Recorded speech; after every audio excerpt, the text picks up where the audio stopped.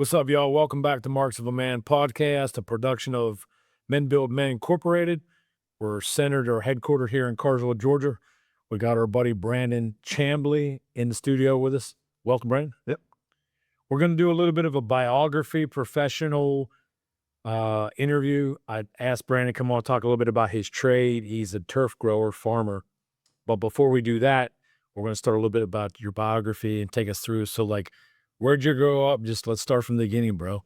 Yeah. So I grew up here in Cartersville. We moved here 1985, 86. So I was around 5 or 6 years old when we made our way up here from Middle Georgia area. And so my mom and dad, my dad was in the military, and my mom actually was the one who got involved with the turf grass farm. Really? With the sod farm. So my lineage prior to them was pretty simple: truck driver, farming background, or military. That was pretty much the choices for most of the men. So that's the men that I had in my life in my early years. Did y'all move to Cartersville because your mother headed? Nope. It was just random luck. It was just the hand of God within that move. They've always joked around that we were moving away from family, just the drama of family at times. So I grew up with no family up here except for my sister, who's 5 years younger than me. Okay. I'm 46, so I have been around this industry for, 41 years, pretty much at this point. And right around I graduated high school in 98, and right around 2000 is when I took on leadership. All right, time out. Before we get to there, when you moved to Cartersville when you're 5 or 6, do you attend Cartersville? School systems. You live in Cartersville. Yep. You did live in the city proper. Yep. Sorry. Yeah, I lived in Cartersville for about a year, and then we moved out to U Harley. I got you. And I continued my education within Cartersville. Okay, what you do growing up, man? You outdoors guy. I mean, obviously you're going to get into a little bit. If you're associated with sod farm as a young boy, you were outside quite a bit. Yeah, walk us through what you did as a young boy and what you were a part of. Yeah. So I was the kid out there with a machete, cutting down pine trees, building forts, towing them behind a bicycle. Yeah. We didn't grow up with a lot of money, right? So we didn't have quads or four-wheelers, anything like that. It was whatever you can pedal behind you.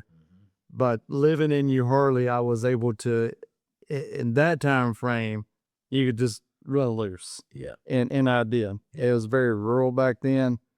Grew up fishing, hunting, shooting, killing deer before school off the back porch in downtown U Harley. Yeah, it's good stuff. And that's what I knew. And I've always grown up close to the water, so I've always loved fishing. So when you moved up and moved to U Harley, was that because that your mother had employment with a sod grower at that time? Is that the early connections? My family had always been fairly rural, so they wanted to move out of the city of Cartersville. Gotcha. And they found that U Harley was a good fit. All right. So we moved out to there, and then of course the suburbs started following not long after that. And it's still continued to grow now. But yeah, I've always been active outdoors. I've never cared for being inside. Did you play sports at all when you were younger as well? Or I done baseball, a little bit of soccer, but yeah, it was mostly baseball. And then as I got older, I got interested into rodeoing. Yep. And really just, my passion was definitely hunting. Yep. And fishing, though. Right on. It was just all outdoors. When you said your parents moved here, there wasn't any connection with extended family. What was your home life? Was there any faith involved? Did you guys attend any church at all, or had you heard about Christianity when you were at that age? Yeah, my entire family, I had been introduced around Christianity, and we attended U Harley Baptist Church. Okay. That's where I was baptized at. I think probably around 11 or 12 years old. Okay, cool. Do you have a good group of young guys? You pretty tight with a group of guys that ran together? Yeah. Yeah.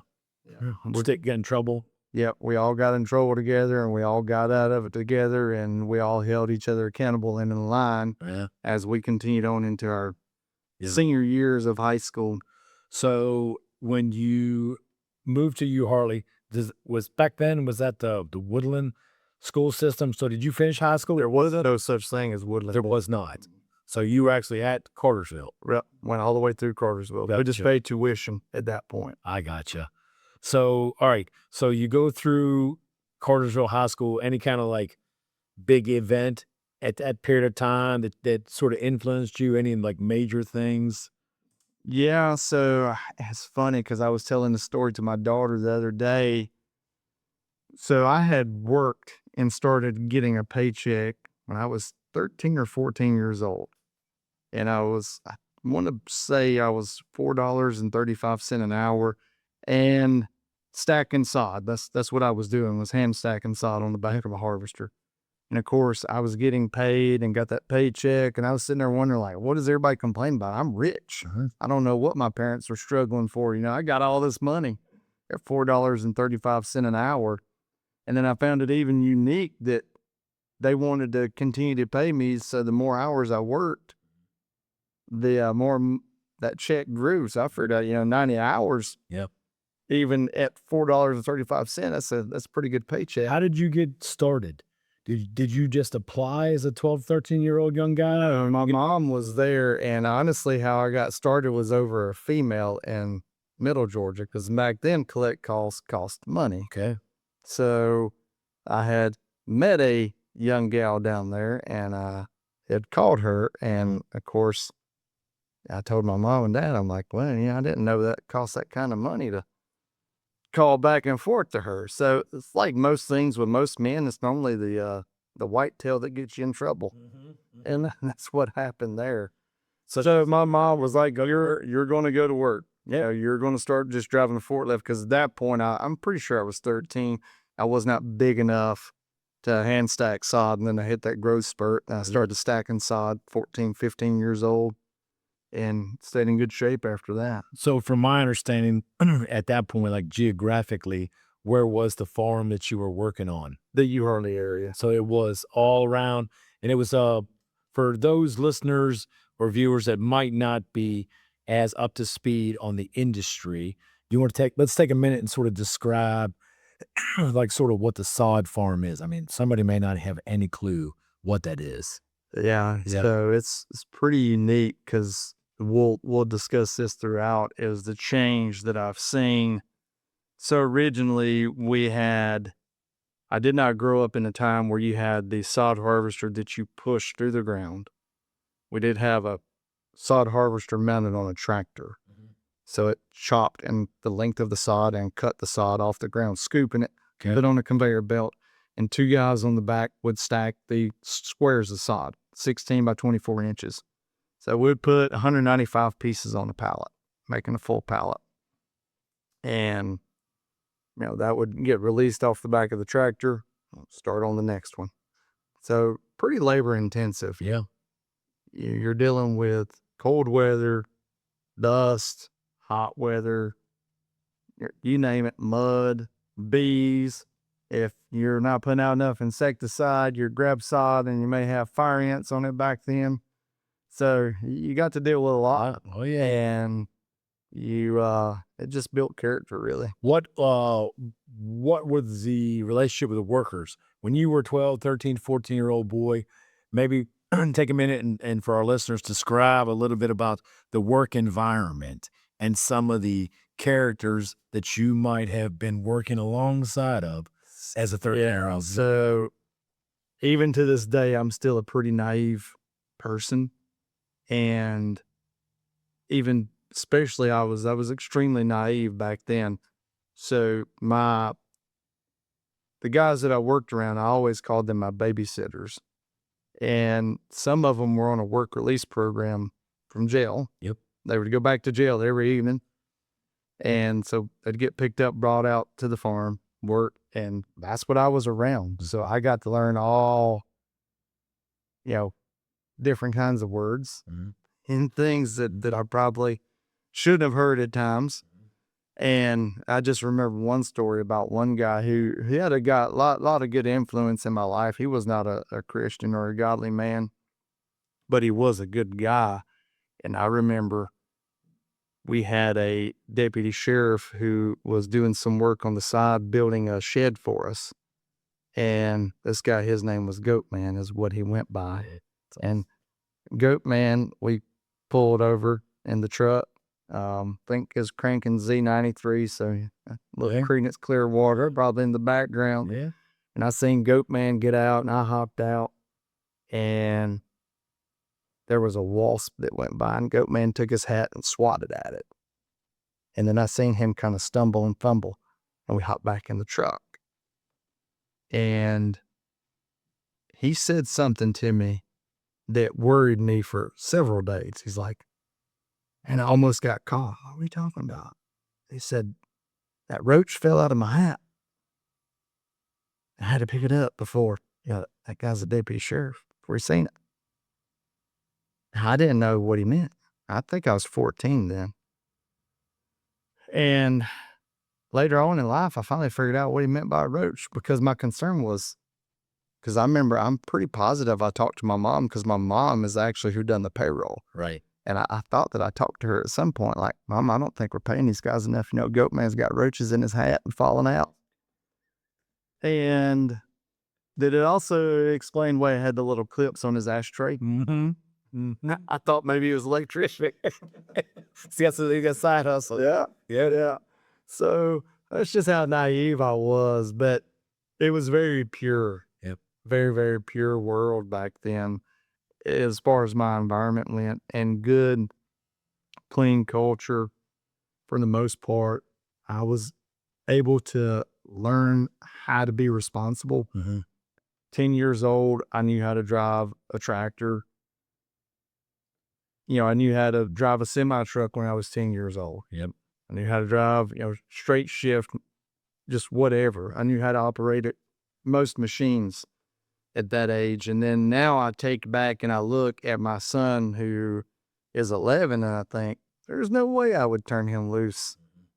So I always ask my mom and my dad and even my grandmother, to this day, I'm like, y'all didn't really love me a lot back then. They're like, what are you talking about? I said, the stuff y'all used to let me do. Yeah. There's 500 ways to die. But I did have a different level of maturity. Yep. Is what I recognize. And a lot of that was because of that more country upbringing, and the fact that, my mom and dad, they needed to rely on me to be able to take care of myself, to be able to stay at home so that they could go out and work and continue to provide. Because my dad worked at Dobbins Air Force Base, so he had an hour drive to work every day. But yeah, that's pretty much the early days. And with the turf grass farming back then, it was all very intense manual labor. Gotcha. And if something broke, you fixed it. You learned how to fix it. Yeah. Or you learned how to use a torch and a welder, and Yep. you became a blacksmith real quick. So what is turf grass? Can you just find, maybe for the listener or the viewer, what is that? Yeah. So turf grass, and what makes it different than a weed, it's a lot of things, but try not to get too scientific on it, is most of what we grow is a hybrid Bermuda or a hybrid zoysia grass is what we grow in the Southeast. We do have other cultivars, Centipede, St. Augustine, but the two main players within the Southeast market is zoysia grass and Bermuda grass. And they're both hybrids, so they're sterile plants, which means they're not going to produce a seed that's going to replicate themselves. So to form a field, we use a stolen sprig material, so vegetative plants. And we turn that into a sod field based off those stems. And what we're after is just a good, solid coverage of pure variety grass that's going to provide a home lawn, a nice feature, something good on your feet, something you want to let your kids play on. But where we're at now, there's even more technology in it, less water usage, more drought resistance, fungus resistance, a lot less disease pressure. Let me interrupt. So you worked all your way up through high school until you were 18, correct? Correct. And then you made a comment that you began at another date to take on, but did you graduate high school and go directly and continue in the same industry that you were working? Yeah. So I'll back up on that one too. So when I was in high school, this is what I was telling my daughter the other day. Because I had a vehicle, I had to provide my own way to go, money wise. Yep. I bought my own vehicle and I had to pay insurance and gas. So I had to keep a job all the way through, even in the winter times when the farming couldn't happen. So one year I washed dishes at a nursing home. So that was one other job that I had. Second other job that I had outside of turf farming or farming in general was I was a mechanic at the John Deere dealership. And that's when I experienced something. I think I was 17 years old. And I remember coming into spring, the first day that the garage door to the shop opened up at the John Deere dealership, and I felt that sunlight hit me after being cooped up inside. I put my 2 weeks notice in right there. See it. And because at that point I was really thinking, because in one of our career classes at high school, it said mechanics made more than farmers. So, well, I'm a really good mechanic. I'm going to go be a mechanic until that garage door opened up. When that garage door opened up, I'm like, oh, money ain't worth everything. And I went back, came to the owner of Sod Atlanta at the time, and I talked to Mr. Morrow and said, hey, this is what I want to do. I know that this is what I want to do as a career. And I didn't completely realize, out of my selfishness, that that's where God wanted me to land to begin with, was back to there. And I believe that was that soft kiss of sunlight that he gave me that day to help push me back towards where I need. What do you, that's obviously a very impactful moment in your life, but other than the door being raised and the sunlight came in, like, take us through a little bit more of that moment. Like, what was your thought process? Like, I just don't like the darkness. I was attracted to the light. Like, tell us a little bit more about that. Yeah, I mean, it was definitely attracted to the light. I wanted to feel nature on me. And I felt plenty of nature on me with cow manure and whatnot, coming off of tractors and equipment working on it. But it just wasn't the same. I knew that I needed to be outside and embedded into what I was doing. Brandon, is when you went back to the owner of Sod Atlanta, was that the same owner that your mother was working for? Yes. Yeah. Why don't you make a comment? I want to ask you a question, and it hopefully will be appropriate, but tell us a little bit about, from your heart, do you think how the importance of relationships, like, there's a younger person that's listening to this. What I'm trying to get at is, I'm sure that your mother behaved in a manner that continued to open the door for you to have an audience with her boss, right? Exactly. Do you agree with that or disagree? And he was a strong Christian man, so she always made sure that that's how I got a lot of my influence. If it was the mentality of it takes a village to raise a child, probably even more so for me than others at times. And so looking back, I notice now of how they were selective as my parents and making sure that we were around godly people. Yeah. Whether it was intentional or natural, I don't know. Yeah, I mean, when you were talking, I was trying to process my next question, but I was also being impacted. Like, so this is as I'm hearing this, I'm like, all right, if the owner of a business has a chance to evaluate the performance of their employee, but maybe as important, watch them parent and make their son take responsibility. It's like, all right, well, this potential young guy is going to mimic similar behavior that he's learning from his parents. I think what I'm trying to get at is the importance of parenting, and I think a lot of times we don't talk enough about that, about how we parent, that yes, parenting is important, but our children are having a chance to be the recipient of our correct parenting. Like, your mother obviously did a good job with you, making you take responsibility, blah, blah, blah, so forth and so on. But she also opened the door by her behavior, right? And her performance. Is that fair? Absolutely. Yeah. So when you go back to this guy, say, hey, man, this is what I want to do. What'd he say? Said absolutely. So it was like, all right, Bring it on. you're hired full time. Yeah. Right on. Yeah. And because at that point, I already had a plan in place of college and continuing education. And I said, this is the path that I want to take. This is what this is going to look like. Mhm. And he definitely supported that. And So fresh 18 out of 18, 19, how are we? 18 when I graduated. So, all right, no college, no secondary education. I'm just going right in to be. I went to college. Okay. And I tried that experience. Okay. It was not for me. So the owner's like, hey, you can come back to work for us, but Absolutely. Well, he helped pay for me to go to college also, and got me linked up with work at the research center in Tifton. I went to ABAC. Okay. Where I was at. Okay. And that kind of education style just wasn't for me. I do not learn very well that way. I learn on my feet. Yep. And I like to move on my feet. Yep. And sitting in a classroom was not for me. Cool. Now I wish I could go to college. Not that I'm older, because I would know with more intention what I wanted to learn. Back then, 18, 19 years old, you just think you know what you wanted to learn. When you were 18, 19 years old, how was your Christian faith or your belief in your relationship with Jesus? Was it helping you in your decisions? Was it there? Like, walk us through a little bit about how that was in your life at that moment. So it wasn't a close daily walk as what I think that it should have been. I think we can look at every day and prosecute that the same way. Yeah. But it was good enough to where I didn't get a bunch of girls pregnant. Yep. It kept me clean. Yep. Yeah, I've never used drugs a day in my life. I've never had those issues.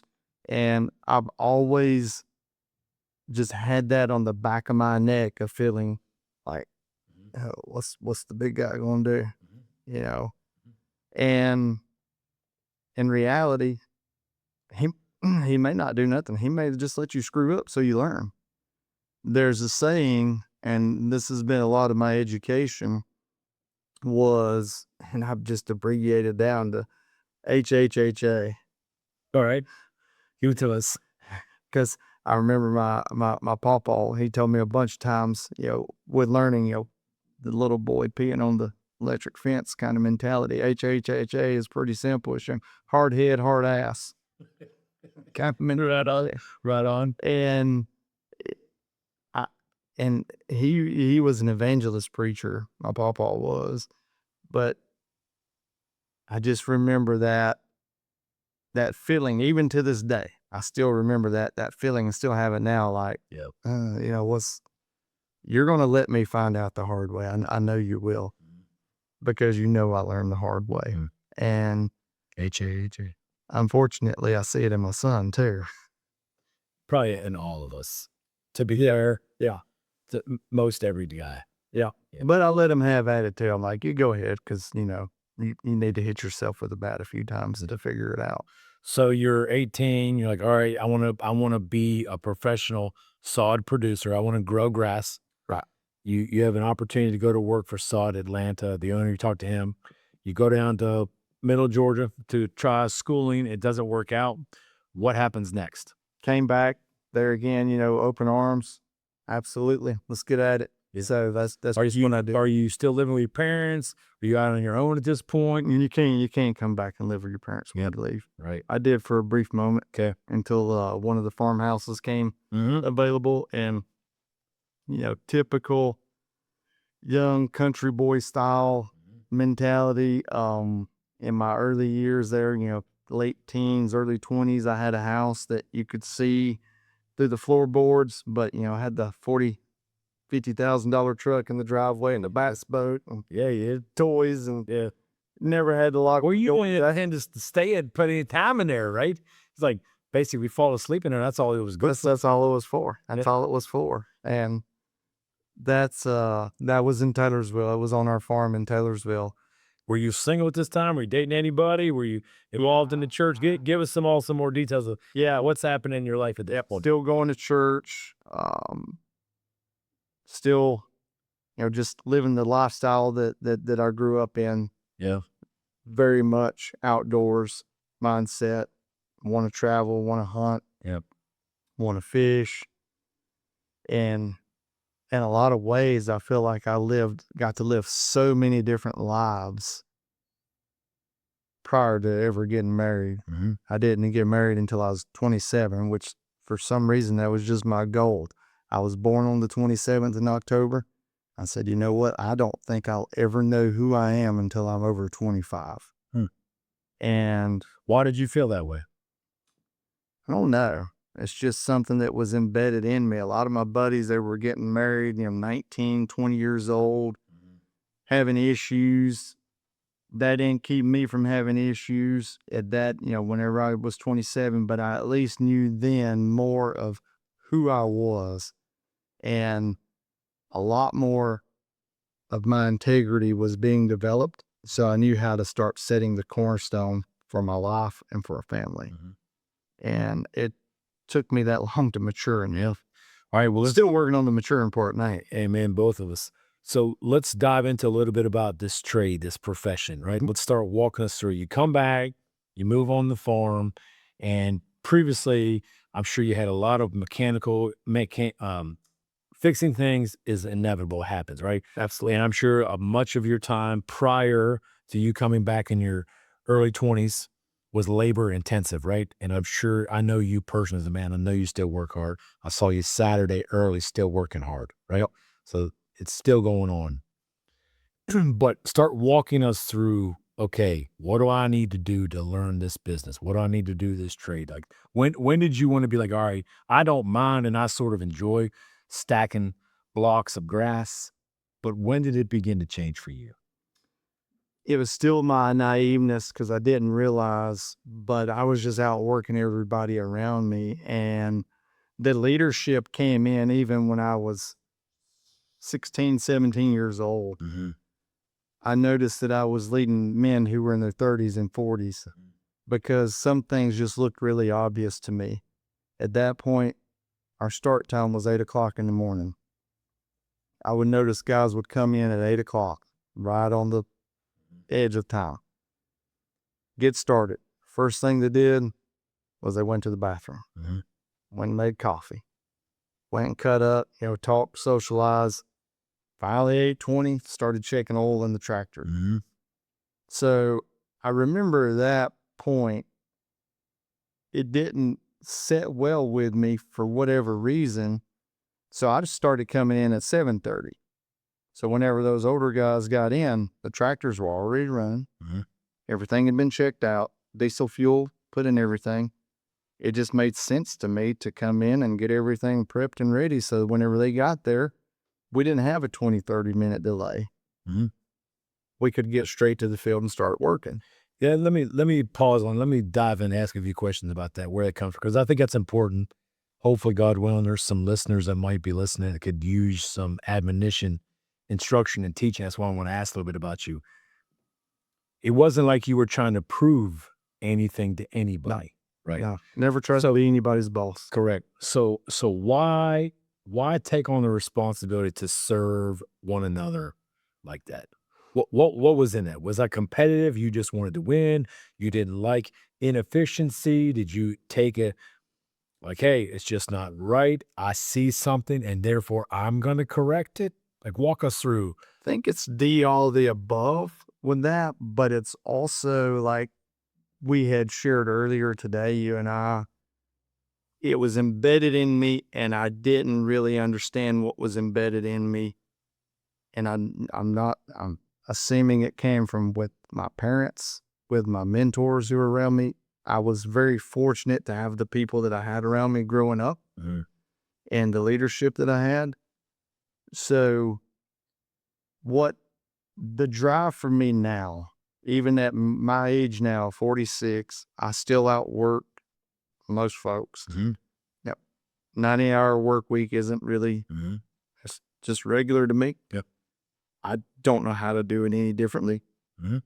And the main goal of every day for me is to not figure out how much I can make And I think that that was my mentality then too. And I just didn't know it. Like it had not bloomed in me yet. The idea of, is what I'm doing today, did it honor God? Mm-hmm. And coming in ahead of other people, just letting an ability lead other people, not command other people with your, I hold the That's right. paycheck. That's right. So you're going to do what I say. That's no way to deal with people. I don't believe that. That's more of a slave mentality. Mm-hmm. And it's not good. Versus, hey, I'm going to come in, I'm going to put forth the effort. Y'all come with me. Mm-hmm. And then through that, we start to really honor God with our work. And I mean, he's blessed me extremely well. Yeah. I have a beautiful family, home to go to every day, vehicles. When I was in my early 20s, I had all those toys. Yeah. Because I was being blessed. Yeah. I was being blessed for my sweat, but I wasn't sweating for the money. I was sweating to honor God. All right. Hold a thought. So if you haven't subscribed already, go ahead and try to subscribe to the channel. You can pass on this information. The intent for us to record these conversation is for us to hopefully be impactful and share something from our lives. We ask the guests to come on here and take their time to share something because we hope it's productive. You can learn something. It moves you to take action. And the reason I wanted to take this minute pause was I think that your desire to honor God came from inside. It wasn't like somebody said, hey, you need to go in 30 minutes earlier, right? Where do you think your desire to serve God came from and to honor God? I've never really known. I think it just came from the all the presence that I've had around me, from mentors, family, good leadership, because there was a seed planted in me at some point, and everybody pouring into me fertilized that seed. And luckily I didn't get too much in the way for that plant to grow. Take us to when you were in the shop and you were 30 minutes early and you were serving the people and trying to serve your team members, and they were 20 years older, right? Yeah, at least. Is it fair for me to say that people responded to how you serve them and help them succeed? Is that semi accurate? Yeah, I believe so. Yeah. And so I keep walking us through, like, what was the change that you feel like you made, or you saw the effects on your crew and those men and your coworkers when you behaved that way? There was no boastfulness from me. It was more of, hey guys, I got everything ready. I've already got ice in the cooler. And what do they say? Like, cool, let's go to work. Yeah, let's get at it. Let's get after it, right? Let's get after it. That's right. And it was like, And that's how they responded to that. At no point did I really ever hear much of, what are you trying to do here? Mhm. It never came across that way. I did. I totally ignored it. Yeah, that I was thinking a lot about that. Somebody asked me, I had the privilege of making a few comments in a sort of semi setting of like 20 guys. And we were addressing this younger guy who's preparing to get married. And they had asked me to talk about leadership. And I asked this young guy, I said, hey, what do you think leadership is? And he gave an answer. And I said, well, if you don't mind, let me say what I think my leadership definition is. I think my leadership is when we behave in a manner that everyone can see the direction that we're going, and people voluntarily choose to respond. When you told me that story about you serving, you voluntarily decided you're going to make an effort to move in a certain direction. Men twice your age voluntarily chose to follow your action, right? And it changed the dynamic. And then people begin to say, okay, listen, here's some more responsibility. Here's some more responsibility. I, do you feel like they continue to provide you the opportunity to respond to additional responsibility before they gave you a title or authority or a position? Yeah, absolutely. So at Sod Atlanta, Ken Morrow was the owner, and Jack Harden was the farm manager then. And both of them poured heavily, both of them Christian men, and they poured heavily into me about servanthood. what it is to serve, and always using Jesus as the example of he was a servant. And at no point was he out there bossing or taking control. And that's how they led me by example also. When I was 18 years old, still in high school, of course, we purchased some land in Middle Georgia, Fort Valley, Marshallville area. And I remember there wasn't really cell phones out at the time. We just had those Nextels. Okay. Those are talk. Yeah. They were fairly new. Southern Link, I think. Yeah. Didn't work half the time. I was given one of those, an F-250 truck, a gooseneck trailer, a tractor, and a sprayer, and a hand-drawn map. And said, this is where the field is at in Fort Valley. You need to go spray it with Roundup. And I was 17 or 18 years old. The beauty of that is I had never pulled any equipment down the interstate. And I was by myself. And I, of course, got it done. I got down there. I was very confused because when I pulled up, the field that was on the hand-drawn map was about 8 inches in corn. Okay. No, it was in corn. Okay. I'm like, I'm about to kill somebody's corn. So I unhooked all the equipment. Whether that wasn't It didn't work. It didn't work down there. just trying to get confirmation. How you want me to spread this? No different than whenever I went to college, my mom gave me a bag of quarters. I was like, what is this for? Because I didn't have a cell phone. It's like, well, if you break down, you're going to need to walk and find a payphone somewhere to call us.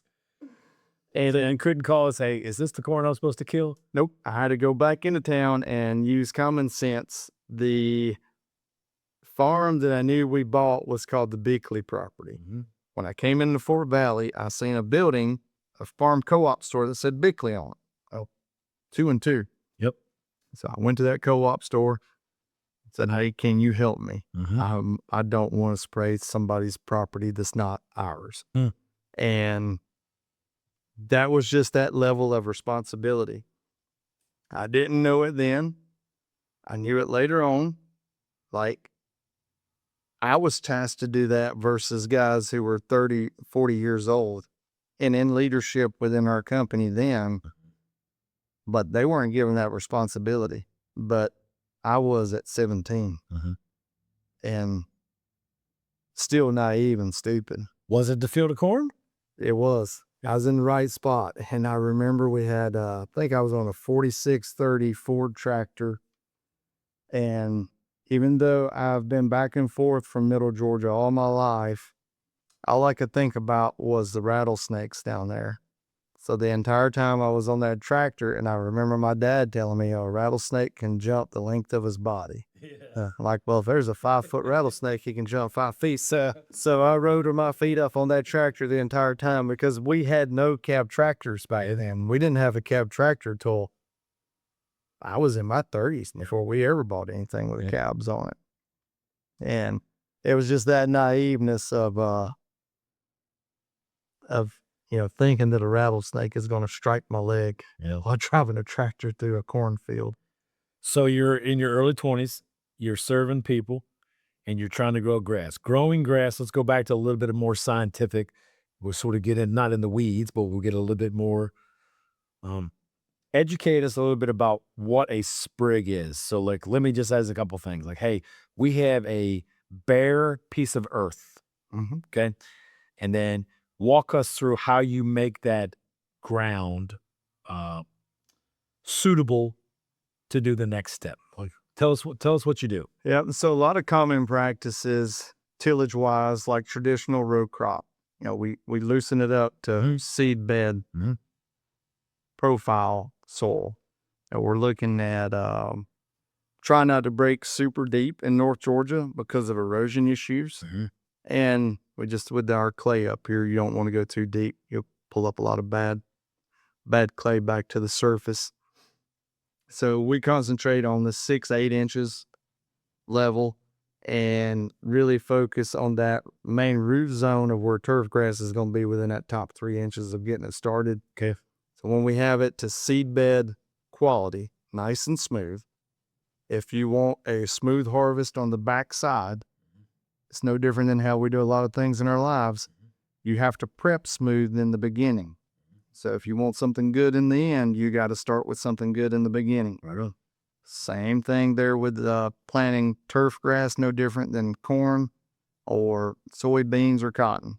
You want to do the same thing. And we do have a mechanical planter that takes all those sprigs. Just to kind of briefly describe that, it's a machine that just drops. It's about 6 to 8 foot wide, according to which one you're using. Okay. It just drops the sprigs down, almost like a drop spreader for fertilizer. And up under it, it has a gang of straight blade disc on it. They're not dished. So they're simply going to take the sprig and push it and crimp it into the soil. You're only going to hit so many of them. Okay. So you're going to have maybe 50% in the ground, Mm-hmm. 50% stays on top of the ground. And a sprig is, like, speaking agronomically, agrarian terms, or as an agronomist, it is it is a root, it is a shoot of a plant. Yep. That you guys have to harvest from somewhere else, or a supplier will supply you those. Right. And we supply our own. Gotcha. So we're the nursery Gotcha. for a lot of these varieties that we grow. Is that something that, like you had mentioned earlier in the conversation, that turf grass is sterile, it cannot reproduce itself? So is there some work that has to be done prior and a harvest to prepare for the next planting? So we'll use Tiff Tough Bermuda grass as the main example. It's one of the hottest items on the market right now across the U.S., southern U.S. for sure.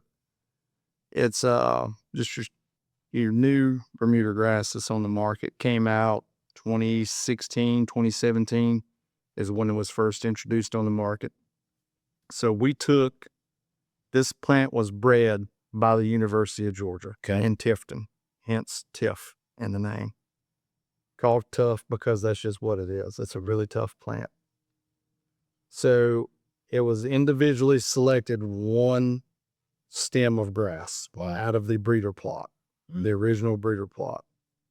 Checked the DNA of that plant and said, this is what Tiff Tough is going to be. So took that one stem and then multiplied it, put it in the ground, grew it out a little bit more, almost like a bulb style plant. Mm-hmm. Put your bulb style plant in the ground, it's going to produce more bulbs. You start breaking your bulbs off. That's kind of the mentality of how this was done with sprigs, because it cannot reproduce itself other than vegetative form. That's I'm trying to do a good job of. I'm actually very intrigued myself personally, and I'm also trying to do a good job as an interviewer. Yeah. I keep drawing out these. I can nerd it out real bad, but it's No, I think it's simple. I think it's good, but I got not confused in my own brain, but I was trying to prepare my next question. But I'm also like, sort of what the Bible tells us to do about making disciples. We have some conversation here a little bit about the word mentoring, and we're having some conversation about parenting, and we're trying to have a conversation, or I've asked a question like, hey, I've never met your mother, but it seems like your mother behaved in a manner well professionally, which solidified with the owner that she worked for the opportunity for her son to get an opportunity to prove himself. Yes, you were already working. I'm sure he had already heard, right? But you're making disciples. Behavior is behavior. Growth is growth. Like, if you have the DNA, if God places the Holy Spirit inside us and tells us to make disciples, it's his, for lack of the metaphor, what we're talking about today, his DNA. Mm-hmm. And we're supposed to replicate ourselves, right? And continue to expand his kingdom. And then when we're prepared to break off and go separate ways, right? We're supposed to be tough. Disciple tough. So Tiff Tough continues to grow. You guys have some of that DNA stolen that you guys sprig your own fields with, correct? All right. So when do you typically sprig a brand new piece of earth, February, March, April, May? Normally March, April. It can be a little bit tricky. This year has definitely been extremely tricky. Yeah, because of the drought conditions. Drought conditions, soil temps have been up and down. Mm-hmm. Bermuda grass, any warm season grass will not actively start growing until about 65 degrees, top 2 inches soil temp. Okay. And it was pretty cool last night. Yeah, very cool. Yeah, frost just north of us. We had a frost last Monday morning. We're growing, but it's really tough on those little babies when you put them out there. If you had to only do it, here's something to point out too with all these new hybrids. It's been this way for the new hybrid development started back in the 50s and 60s out of Tifton. Okay. So since then, we have been really one of the main regenerative crops on the market. An example is in Taylorsville on that farm there, I planted a field in 1998. And I remember it clearly. So we took a piece of that field and expanded it. In 2001, when 9/11 happened, we were in that expansion. Everybody remembers where they were at. That's where I was at. I was expanding that zoysia grass field. So the last bit of tillage work that was done on that field was in 2001. Started in 1998. Took us 3 years to take a 10-acre field, multiply it into 35 acres, and it's not been plowed since. So it still comes back from the roots every time. So a lot of times, correlation like in our life, when you set your roots correctly in your life early on and you get it right the first time, you're going to regenerate from that over and over and over. Yeah. And works that way in nature and in life. Yep. I think that's a good point. Like Mark Civil Man podcast, obviously production of Men Build Men. Brandon and I, we've been talking about this for a couple of years, that as men, Christian men, Bible believing men, that the foundation that you just alluded to obviously is the God man, Jesus Christ. That's what Christianity is. And if you're a listener or a viewer and you would like to learn more about Jesus or the Bible or the foundation that Brandon was referencing, you can reach out to us. You can info@Men Build Men. You can find us on the social channels. You can call us, whatever. Just we'll be more than happy to talk to you. That's the intent of what we're doing here, right? But the solid foundation or the roots for how long did you say, bro? 20, 25 years, something like that? It's about there's what going on. Is that something that can be unlimited time, or like as an agronomist, as a tradesman or profession, how long can that field produce? It can go on and on. Yeah. It can. Yeah. Doesn't mean that that's the right way, though. Right on. Like right now, that field needs some loving. Okay. It has some heavy traffic in areas. Yeah.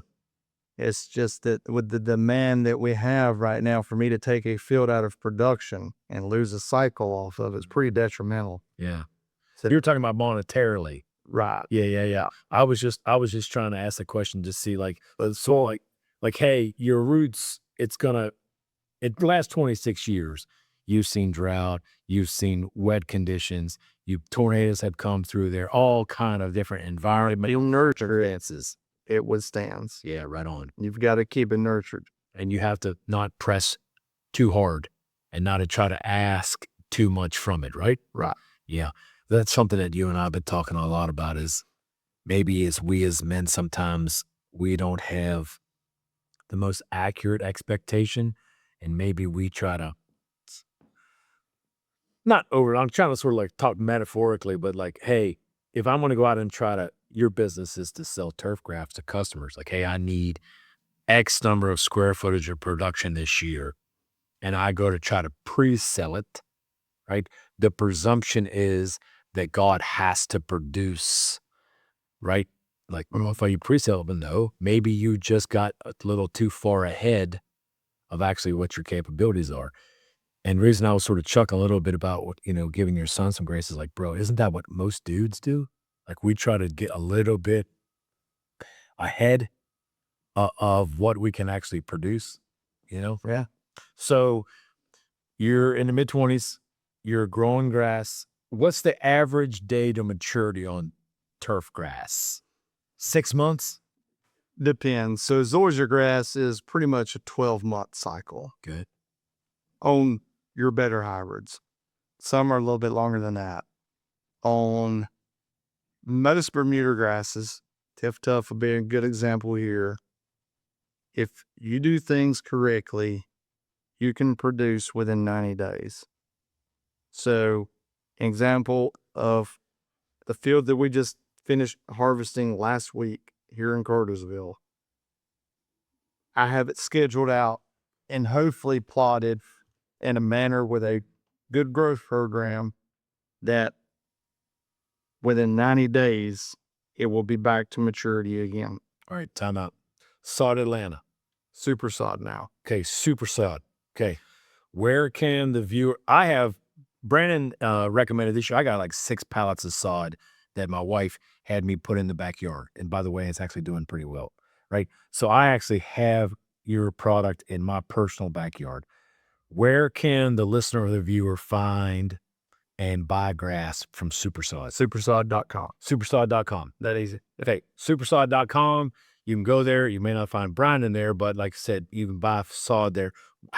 Before we get back to what we're telling us, how many different locations does Supersod have Okay. currently? So we're a growing company. We're still a privately owned, family-oriented, family-backed business, but we're large. We're already large. We're larger now. Sod Atlanta merged, sold into Supersod. Supersod's been around. The origins of Supersod's over 100 years old. When anything from selling mule collars to caskets to farm supplies is how Patton Seed Company started. Okay. That is the corporate name of Supersod. And so we've been around for a long time, and we are now in Georgia, Tennessee, Alabama, North Carolina, South Carolina, Texas, and Oklahoma. So we're pretty large. We're continuing to grow. We're continuing to expand within those marketplaces. And what we try to do is we look for areas that we feel like can use our system of getting the product into the heavy markets. Okay. Take like a Dallas, Fort Worth area, Houston area in Texas. A lot of sod demand there, a lot of new development. Definitely seen a gap. So we went into those and recreated what we have going on here in the Southeast, and we put it into Texas. Okay. So what's a little bit unique with us too is that we have our own stores and we run our own logistics. Loosely, we're over 200 owned trucks, trailers, and Navigator forklifts mounted on the back of them for delivery. Most any given day right now in the spring of 2026, I would say we have over 350 trucks on the road any given day hauling sod. And that's a lot of headache. Yep. That's a lot of liability. Yeah. Semis are. We put a lot of emphasis on safety. We've created a logistics department within our own group geared towards that safety. Same thing back on the farm. Farm's a dangerous job. It's a dangerous environment. We put a lot of effort into safety there. And then we have, like I said, our own stores. So around Atlanta area, the Atlanta market, we have 6 stores, I believe. Yeah, 6 or 7 right now, including the Cartersville, which is a store on a farm. Yep. And our goal is to get the freshest product to the consumer. When it comes to the stores, we have trucks located at the stores for delivery. So the product comes off the farm to the store. An example is the one in Marietta or the one in the Atlanta Farmers Market. We typically don't want that truck that is housed out of that location going over 10 or 15 miles making a delivery. Wow. So there's no glory in sitting there bragging about how you hauled sod 5 hours in one direction. Yeah. We would rather say, well, while you were doing it for 5 hours, we hauled 10 other loads with the same setup. Yep. That's how we focused ourselves. Strive really put a lot of effort in the service. That's honestly what I believe that we sell. We have a product that you paid for from me when you bought it. Mm-hmm. But I'm hoping that my service to you is what you actually paid for it, to where you want to pay for it again. Mm-hmm. You have at least 10 other choices in North Georgia to buy the same product from, Tiff Tough included, which is what you bought. Hopefully is the service that came back. If you had an issue, I'm going to fix it. Mm-hmm. That's just my mentality. Because you're buying grass at the end of the day. You're not buying something that you can eat. Yeah. And so why would somebody do that? If you can't eat it, why would you buy it? Mm-hmm. Well, I don't know. I have it in my yard. It's something that I strive for with all of our sales folks that work for us, is if you're going to sell the product, have this product at your house. Mm-hmm. You know, if you're going to be a sales rep for Walmart, why are you shopping at Target? Mm-hmm. Same deal. Yep. You got to believe in what you're doing to be able to do it. Yep. If you're going to be a Christian and you don't have a relationship with Christ and believer in Christ, you're going to have a hard time, especially being a disciple and reselling that product. That's right. And same thing here with turf grass. So, but it is our service that I strive for. And because I think any given day, my product is better than most.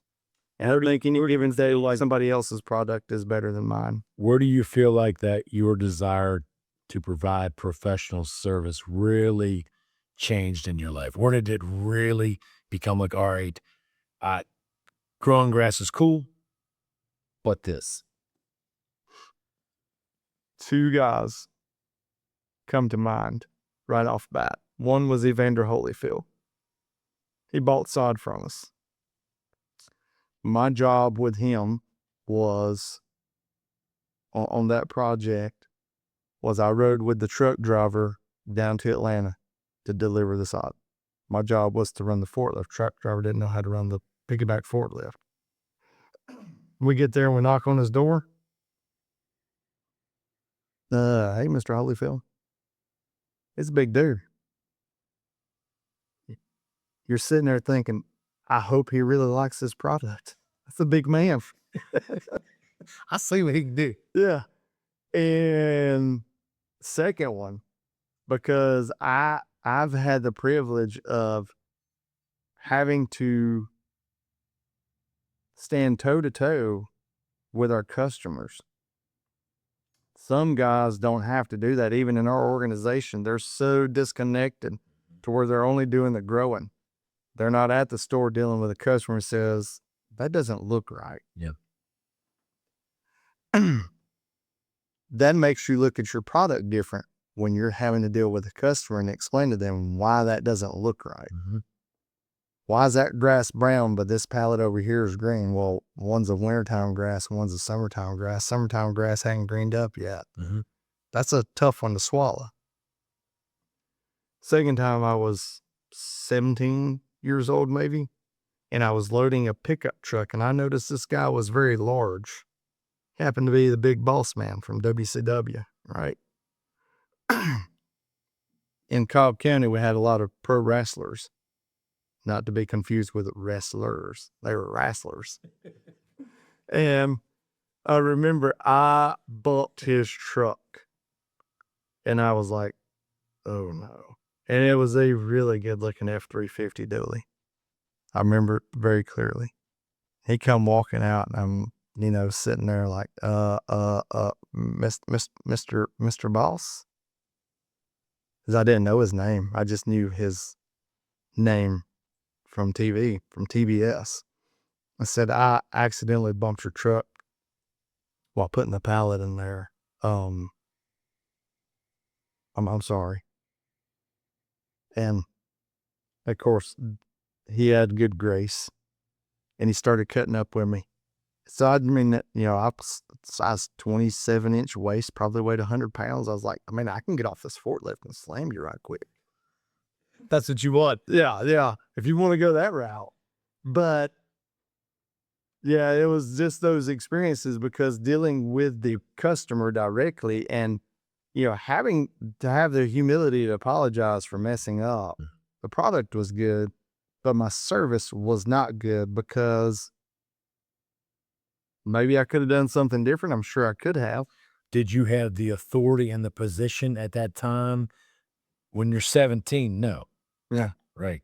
So why do you feel like, as you remember that, why do you feel like it was necessary, or why did you choose to admit your mistake to that guy?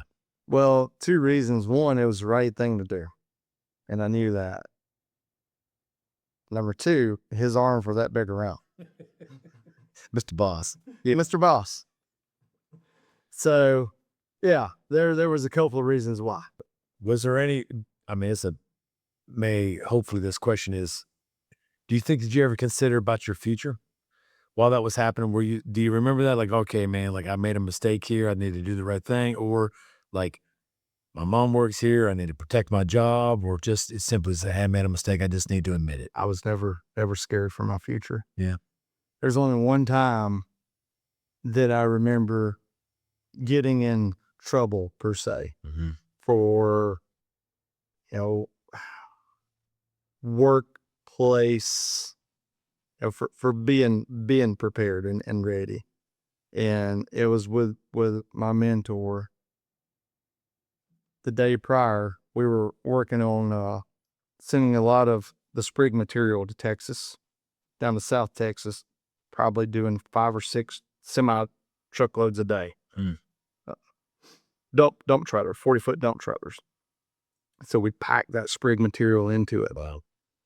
And then ship it out to Texas. They were not for us. This was farms who were buying Cusnewer cultivar at the time. And I remember Pete telling me, hey, make sure everything's ready to go. And tomorrow we're going to be digging sprigs. We got out there the next day, and he loved me enough to teach me the brutal way. And I recognize as a leader now, he loved me enough to penalize me, even though it penalized him. And what I mean by that was when we looked at the equipment that morning, and he called me over and said, hey, you checked all this, right?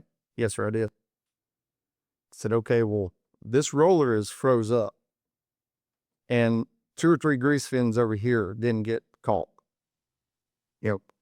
This is poor performance. And send me home over that. And it taught me a lesson. I mean, that day I was ready to be done with the whole idea of farming. I'm like, this is bull crap. I missed 2 little old grease fins. How bad could that really be? But it was worse for him because he just lost his main direct help of getting his trucks loaded. And I didn't know it at the time, but I knew it later on. Like, as a leader, you got to be willing to help make that teaching moment, but you got to be willing to do the work yourself too on the backside. Yeah. If you send that help home, you got to be willing to step into that place. You got to be willing to get dirty. There's not enough of that going on nowadays. Yeah. We all want to sit behind the desk and lead. I don't remember what president it was, but one of them made the comment that farming's pretty easy when you're sitting behind the desk with the pencil. Yeah.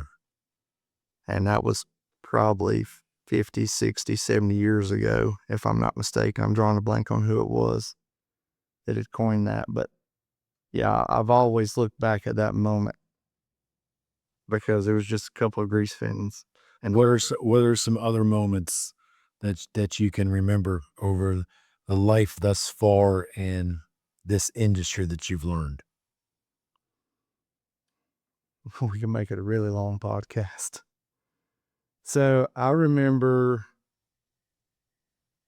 that learning moment.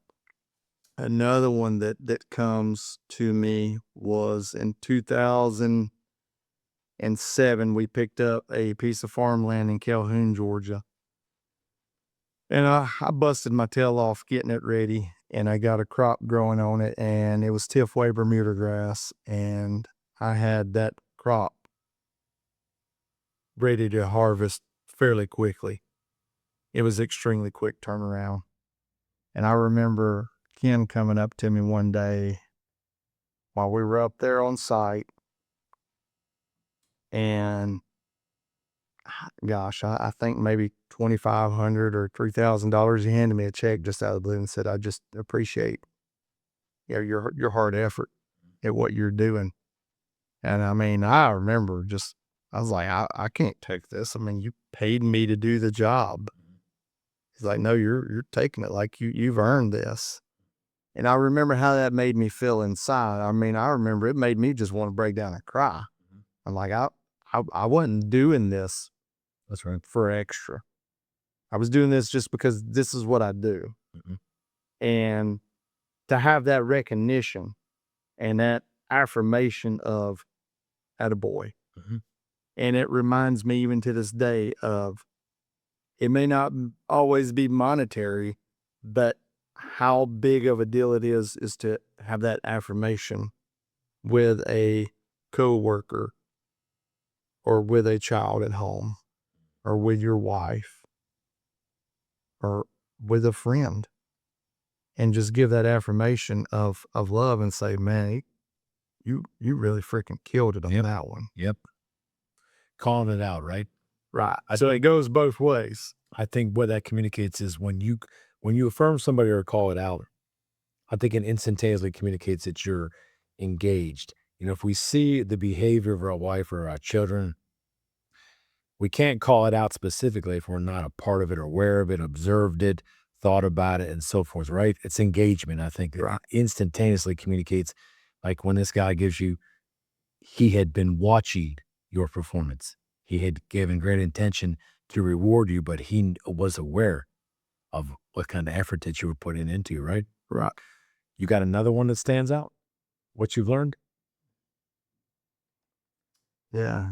How about for us that are not in the dirt every single day, some things that God has taught you of being in the dirt each and every day that help you connect and grow your faith? Yeah, to see that life go out there. Yeah. And, it's taught me how to gamble. So 2 weeks ago now, my daughter she's real big in ballet, and they've got a performance coming up, and she needed a cowboy hat. And so she went downstairs and got my black Stetson, and it didn't fit her head.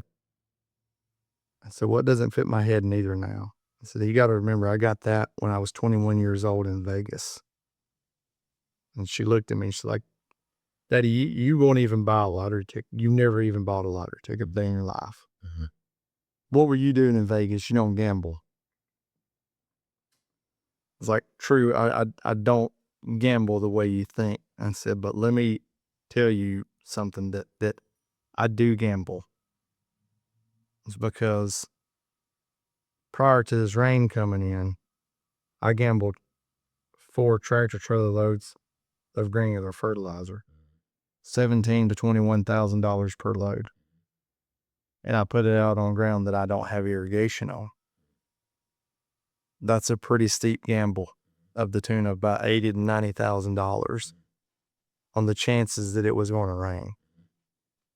And I almost missed it because we didn't get rain till late the Saturday night or Sunday night, one of those. And so I told her, I said, it is a gamble. And it goes back to previous conversation you and I had.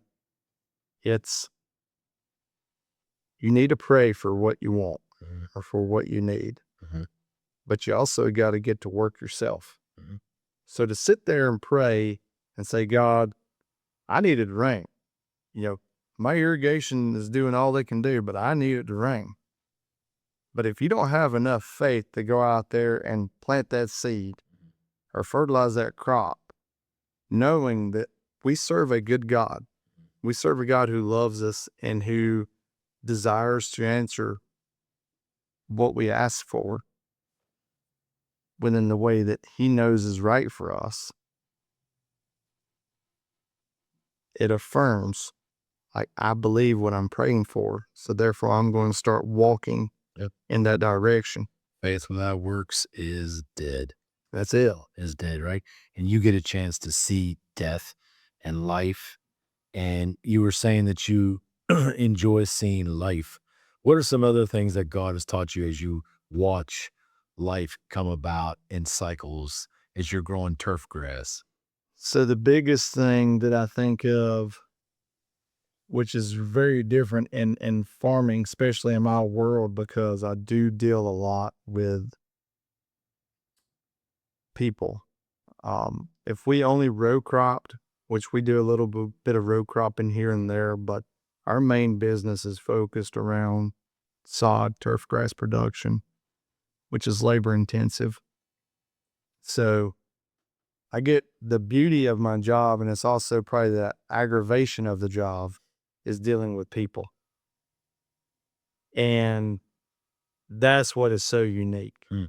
So watching another person's life is very rewarding.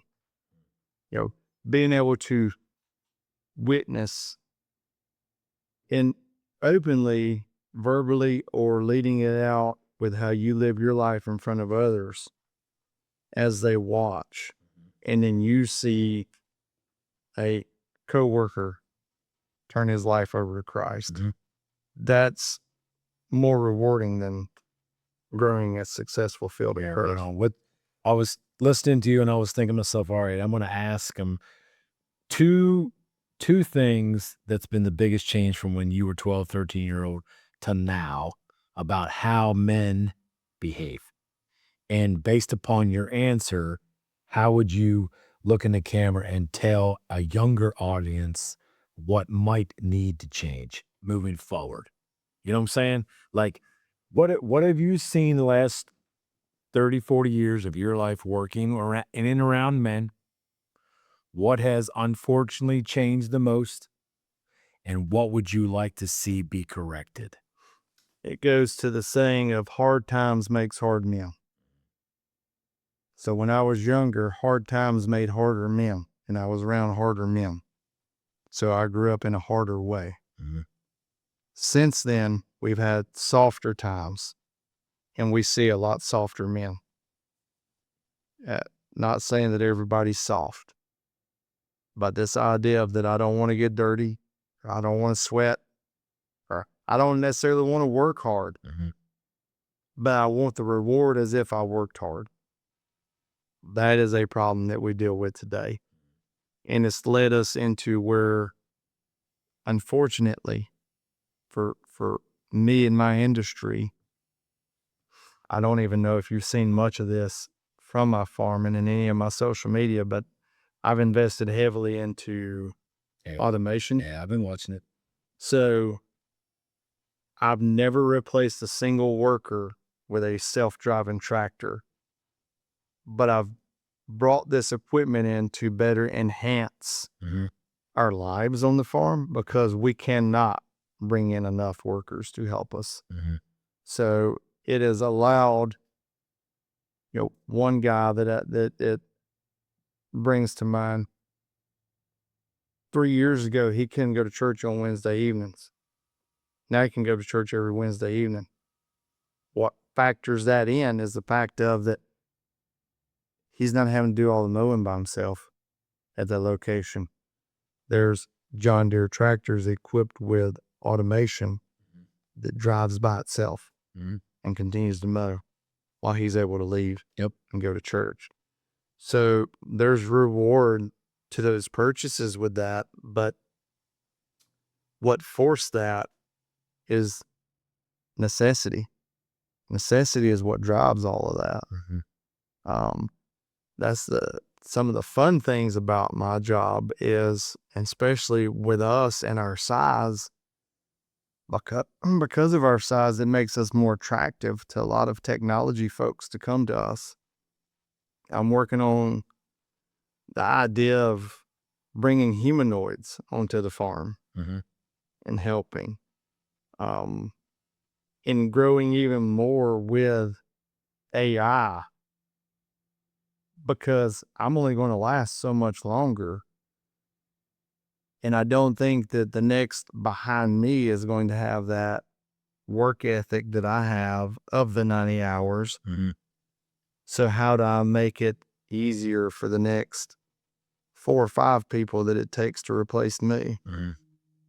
That's not a bragging thing. It's just straight up how it is. Yeah.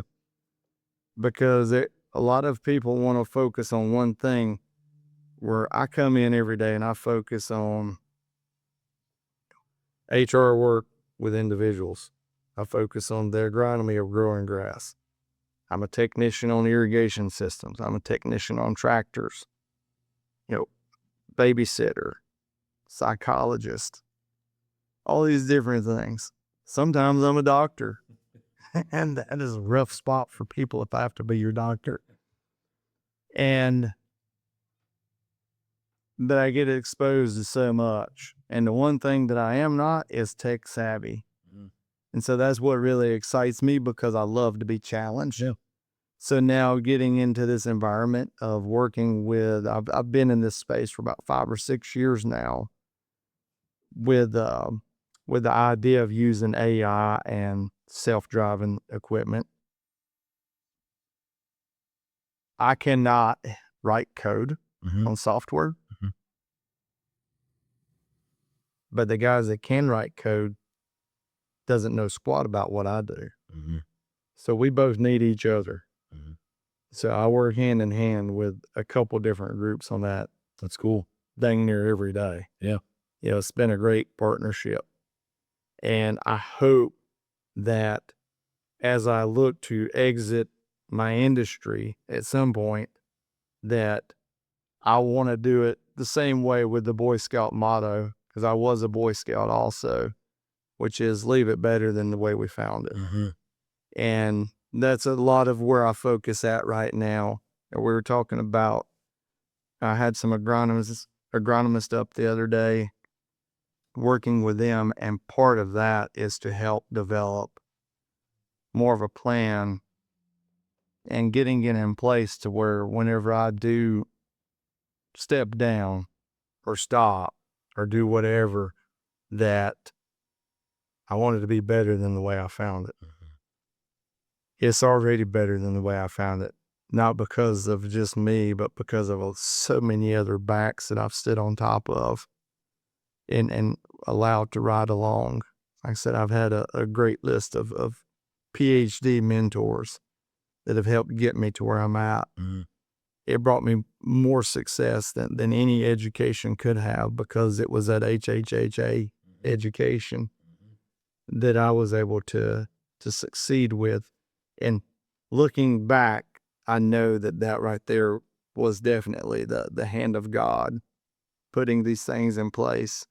And somehow I stayed enough in the course to not screw it up, Mm-hmm. screw me up and get myself in God's way with me. And I mean, I'm definitely appreciative of that. But the future is very bright within our industry. I think that we're going to continue to need turf grass throughout our nation. And because we're not going to stop growing, not going to stop building homes that provides a lot of benefit to our communities. Yeah. And we're developing so many different techniques and products and trying to be good environmental stewards with what we're doing. And that's what excites me, and getting to work with people. And I'm not a people person. I'm 100% introvert. Interesting. Natalie will say 100%, like he can just go be out there on the farm all day long and never talk to a human being and be perfectly fine. I remember when I lived in my farmhouse in Taylorsville, like I said, I was learning more and more about myself as I was coming into that 27 years of age frame, to where everybody left for the weekend and I did not leave the farm and the farmhouse. And then when it rolled around the Monday morning is when it dawned on me that I had zero interaction with another human being, and I had no idea. It was me and my dog, fishing pole, shotgun, whatever. I didn't even leave the farm. Yeah. I didn't have to go to the store. I had everything I needed right there. Yeah. And no phone calls, no nothing, but I had no idea. But I was learning more about myself. I talk to myself a lot. And I answer myself a lot, right on? And I argue with myself a lot. And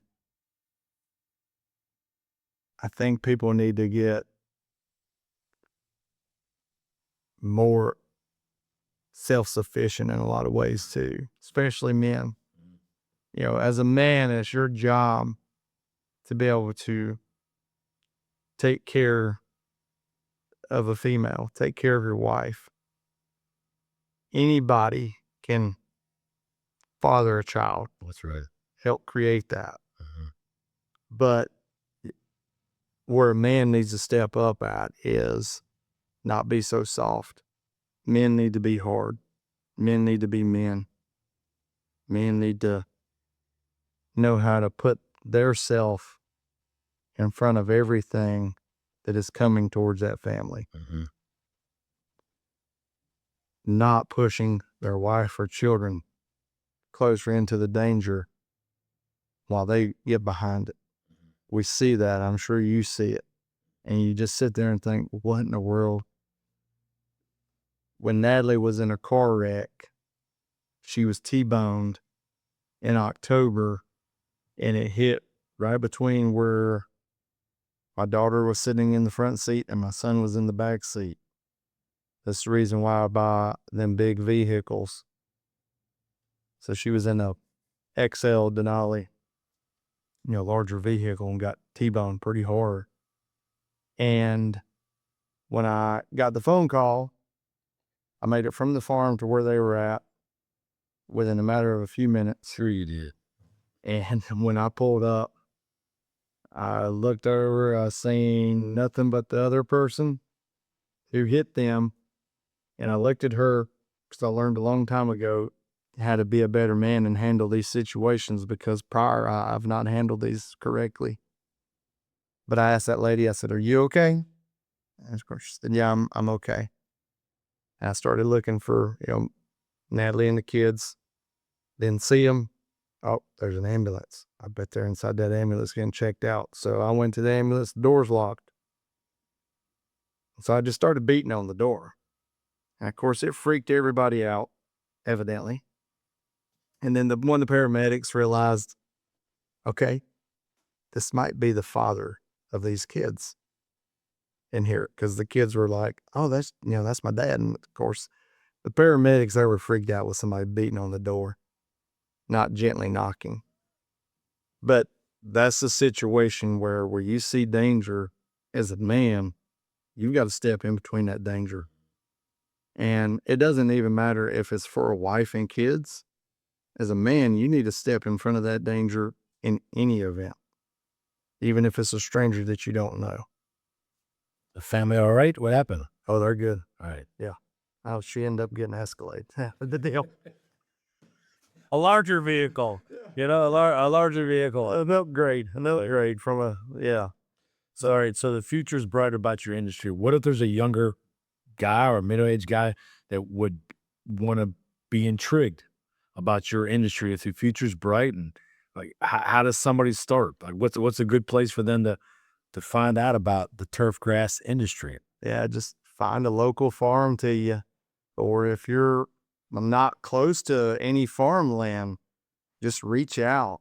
Because what's unique with the majority of the sod farms that I know, and I know several across the world, Australia, South Africa, I know some folks, some European sod farms, I know some folks. Brazilians, Argentinians. Sod industry's booming there too for these guys. Everybody seems to have the same genuine quality about them. Reach out to them. They're going to be just as interested in you as you are to them. The guy that came and visited with me a couple of weeks ago, looking at doing some intern work with us, going through Georgia Tech right now, came out to the farm because he's interested in robotics. And, you know, he walked away super excited to come to us. It wasn't a done deal prior to him coming, but by the time he left, it's pretty much a done deal. Yeah, I want to get involved here. I want to help you guys continue to develop on what you're developing, you know, through this summer program, because it's like I had no idea that this went on with farms.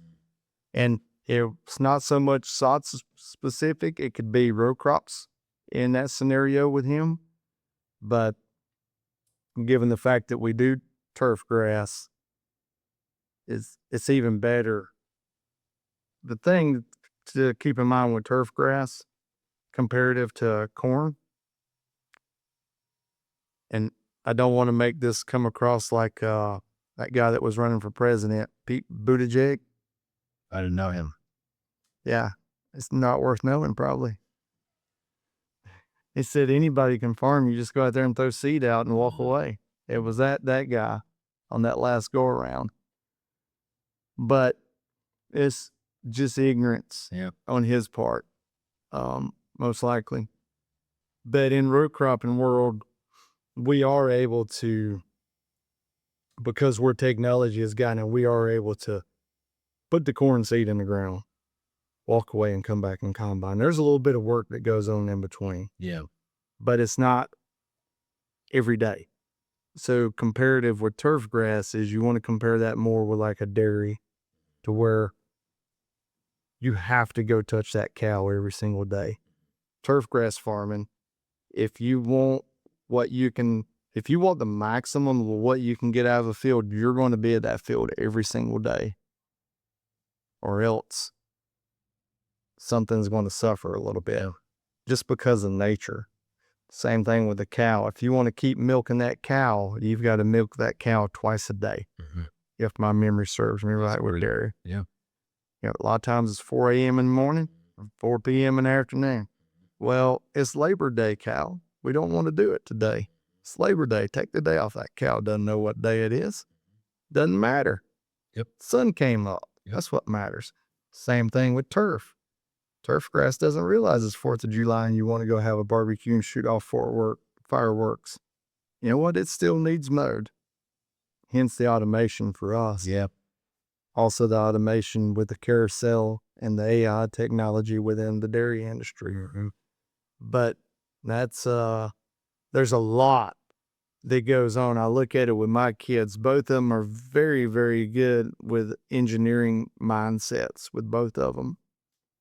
And within our industry, you may not have to get dirty or as dirty in the future. You may not have to be so hands-on.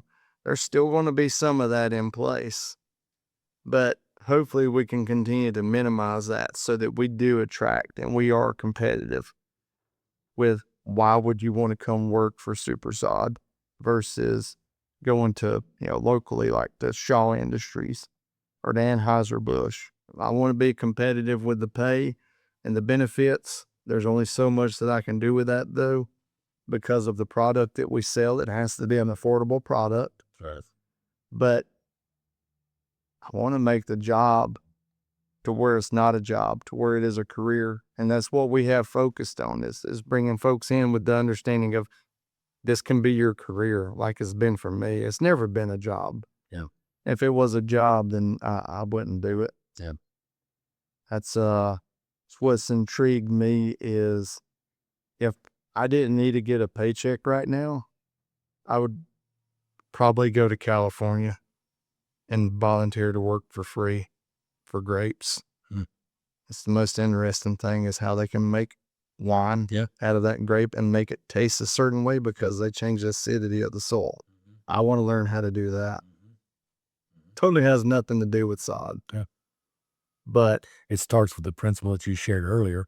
If you want to have a good end product, you start with the beginning. Yeah. Right. If you want to have a smooth taste or a smooth ride, then you focus on the beginning. Or if you want to have a smooth tasting wine, then you better start with this soil and its acidity and what it can do and the root zone and the support rate.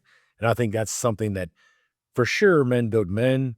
And we try to highlight this podcast is having that foundation that I had referenced earlier is we named the channel Marks of a Man podcast because we want to try to highlight the marks, characteristics, and behavioral traits that are recorded in the Bible of men that follow Jesus and then Jesus himself. We also want to have our guests highlighted and their behavior and your characteristics. I don't think there's anything wrong with us as men saying, hey, listen, follow us as we follow Jesus. That's what the Apostle Paul said in Scripture. I know for me, I try to highlight guests, and I want to say thanks for coming on the show Absolutely. and talking a little bit about and allowing me to affirm you and say that I do respect you, right? As a man, more importantly, I do respect you as a professional. That's why wanted to talk about your profession. But I also, before we were started this session, we were talking privately, y'all, just about Brandon and I were candidly talking as men in our faith and the difference that our belief in Christ does make and how we do want to sort of encourage each other to continue to behave. And we were laughing about me wrecking my motorcycle, before we came on the show, like, hey, man, I wasn't flailing my arms. I wasn't acting a fool. And sort of what you said when you saw your wife. It's like, all right, what caused you to give concern for this other person before you could even find your wife and your children to make say, are you okay? That's a different characteristic, I think, of selflessness rather than selfishness. And I think we're trying to make an effort here at the channel and the organization to say that's the kind of behavior that we want to try to exemplify. And what brought me to that was 2 accidents that I had prior where somebody hit me in the rear end. One was a pretty good hit. The other one was a soft hit. But what I realized about myself, and I was younger at that time, was the first thing that I did when I got out of my truck both times was I did not ask about the other person. I looked at my damage and then looked at them and was more like, what the hell are you doing? Exactly. What is the problem? Exactly. And talk about feeling like crap. Mm-hmm. Whenever I re-examined after all of me came out of myself and I was able to re-examine how I handled the situation, that's what taught me in this last time to say, hey, remember, Mm-hmm. that's another person. Yep. That's involved. Yep. That's somebody else who God finds favor and value with too. So who are you to not find favor and value? Yeah. If God finds favor and value in that person, then who are you not Yep. to? Yep. So you got to ask about the other person too. Yeah. And that's I'll try to sort of wrap up this line of conversation here specifically, but to your point, right? And as I was trying to sort of draw a little bit of a back to your mother is we behave a certain way and we're on record for it. Right. If I had acted a complete idiot and flailed yesterday when I wrecked my motorcycle and somebody had saw me like, hey, that dude's interviewing Brandon on a Marks of a Man podcast channel. He's talking about Jesus. He's talking about behaving a certain way. He's saying, hey, go ahead and mimic my behavior as I try to follow, mimic Jesus' behavior. But that dude was acting a complete buffoon Right. when his motorcycle wrecked or flailing or cussing and acting a fool. Like, I'm going to immediately discount what Jim said. I'm going to immediately discount what Brandon said. Those dudes are bullarchy or whatever, people are watching. Yeah. Think about how many pieces of fruit that we've eaten. And it looks so good on the outside until we bit into it. And then it was so sour. think about a persimmon. Mhm. Yeah, I see them deer eating those persimmons every bow season. And I'm thinking, man, just keep on those tenderloins are gonna get sweet too on you. And then you go try that persimmon and see how much you don't pucker up. Yeah. It looks good, and the deer made it look good. Yep. But when you bit into it, Mhm. you've really figured out the fruit of the spirit on that one. Mhm. That's right, dude. That persimmon wasn't meant for us. It was meant to make those tenderloins good. It's a good analogy, man. Well, I want to sort of wrap it up. If you're a listener, you're the viewer. Thanks for staying with us and hearing Brandon share his insight. If you do want to learn more about the industry, you can reach out to me. I'll be glad to connect you with Brandon via cell phone or something like that. But I just want to say thanks for coming on the show. Absolutely. Thanks for telling us a little about your story. Thanks for sharing your profession, and I'm sure that we're going to continue to have many more conversations off the record. Absolutely. Until then, I'll talk to you later.